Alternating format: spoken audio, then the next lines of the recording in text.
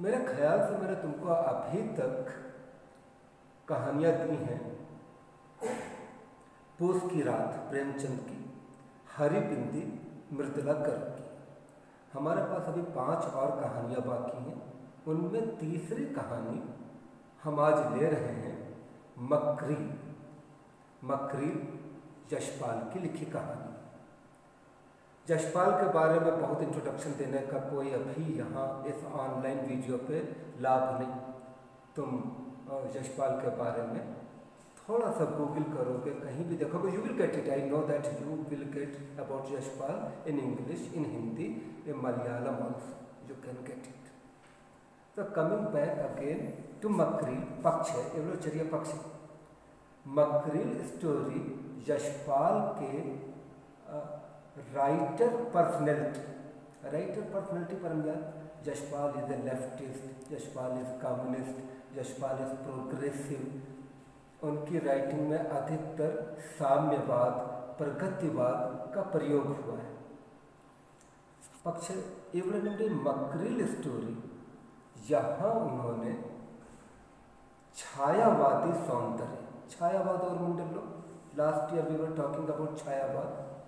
छायावाद के शब्दों, संस्कृत और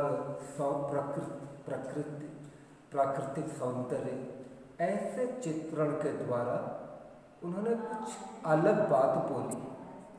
ऐसी अलग बात जो यशपाल की और कहानियों में हमें नहीं मिलती। पहले हम कहानी देखें। कहानी मकरील। मकरील एक यूपी में, उत्तर प्रदेश में एक हिल स्टेशन का नाम। मकरील नाम की एक पहाड़ी है और वहाँ पर एक नदी बहती है, एक रिवर। आ रिवर में पेरा मकरील, मकरील उस नदी का भी नाम।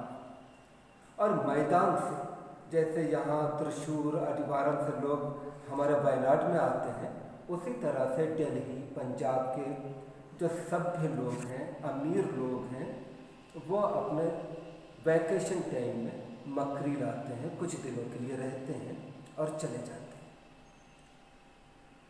आज मकरील के बस स्टैंड पर बहुत भीड़, नल्ला क्राउड। ये सारी भीड़ मैदान से आए अमीर लोगों की, संभ्रांत लोगों की, सभ्य लोगों की भीड़। ये भीड़ यहाँ क्यों है? कारण पूरे देश के, पूरे विश्व के महान कवि, हमारी भाषा के ही नहीं बल्कि विश्व के महान कवि कुछ दिन के लिए मकरील आ रहे हैं। उनका स्वागत करने के लिए, उनके वेलकम के लिए ये सारी भीड़ वहाँ खड़ी। थोड़ी देर के बाद लोग देखते हैं कि नीचे से एक कार ऊपर चढ़ रही है।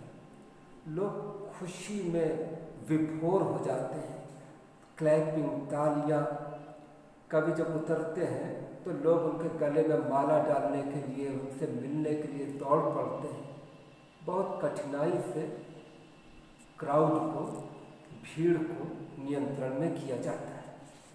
श्रद्धा, इसी भीड़ में एक सुंदर लड़की जो कवि को भाव विभोर होकर देख रही है। भीड़ इतनी है कि वो कवि से मिल नहीं पाती। थोड़ी देर में कवि अपने होटल में पहुंच जाते हैं। होटल में थोड़ी देर के बाद अपनी चाय, नाश्ता, ब्रेकफास्ट और निशेषम, वे रूम से बाहर निकलते हैं विंडो के पास। वहाँ नीचे देखते हैं कि एक लड़की खड़ी है, उनकी विंडो को अपलक कंटिन्यूअस वो देख रही है कि एक बार उसको कवि का दर्शन मिल जाए। कवि उस लड़की को देखते हैं, चले जाते हैं। थोड़ी देर बाद कवि नीचे उतरते हैं। वो लड़की अभी भी वहीं बैठी। कवि उसके पास आके पूछते हैं कि क्या तुम मुझे मकरील नदी जाने का रास्ता दिखा सकती हो? Can you guide me towards this river मकरील if there is no problem? लड़की बहुत तत्पर होकर कहती है कि अवश्य मैं होंगी, मैं आपके साथ चलूंगी, मेरा भाग्य। कवि लड़की के साथ चल रहे हैं और मकरील नदी के सौंदर्य के बारे में बात कर रहे हैं। वे कहते हैं कि यहाँ मकरील अभी एक किशोरी लड़की है, उसमें यौवन है, उसमें तारुण्य है, उसमें साहस है, उसमें सब कुछ तोड़ देने की, नष्ट कर देने की शक्ति। कुछ समय बाद यही मकरील एक गंभीर नारी बन जाएगी। उसके पास बहुत कुछ होगा, गंगा के समान, एक बड़ी नदी के समान, लेकिन ये सौंदर्य नहीं रहेगा, क्योंकि सौंदर्य तारुण्य में, सौंदर्य यौवन में, जहाँ यौवन है वहीं सौंदर्य। लड़की ये बातें चुपचाप सुनती है और कभी उससे कहते हैं कि अगर कल वो आ सकेगी। लड़की बोलती है ज़रूर मैं आऊँगी। अगले दिन भी वो लड़की कवि के साथ चलती है। कवि वृद्ध है, ओल्ड। कवि के पास अब जीवन में कुछ नहीं है। यश है, सम्मान है, मर्यादा है, रेस्पेक्ट है, लेकिन तरुणता की, कैशोर्य की, यंग एज की, दैट हॉट वार्म फीलिंग्स, वो फीलिंग्स कवि के पास नहीं। कवि चुपचाप लड़की के साथ चल रहे हैं। लड़की अचानक कवि से कहती है, क्या आप मुझको इस जीवन में साथ चलने देंगे? कवि पूछता है, क्या तुम साथ चल सकोगी? मेरी आयु और तुम्हारी आयु में उतना ही अंतर है जितना एक पिता और पुत्री की आयु में होता है। क्या तुम मेरे साथ चल सकोगी? लड़की कहती है, मैं आपसे प्रेम करती हूँ, और अगर मैं प्रेम करती हूँ तो मुझे चलने का एक मौका दो। कवि थोड़ा सा प्रहसन में, विनोद में, एक जोक में, कमेंट में पूछते हैं, क्या तुम मेरी हर बात मान सकती हो? लड़की कहती है, आप कहिए, आप मुझे कुछ भी कहिए, आप मेरी एक परीक्षा लीजिए। रिवर के ब्रिज पे दोनों खड़े हैं और नीचे मकरील नदी पूरे जोश के साथ में, पूरी ऊर्जा के साथ में दौड़ रही है, पत्थरों को तोड़ रही है। कवि पूछता है, क्या तुम मेरे लिए इस नदी में, इस मकरील में कूद सकती हो? Can you jump in this river for me से? कवि का क्वेश्चन नहीं पूरा होता है कि वो लड़की नदी के अंदर चली जाती है। कवि चिल्लाता रह जाता है, अरे ये क्या हुआ, ये क्या हुआ? लेकिन वहाँ केवल नदी का शोर है, the sound of river and nothing.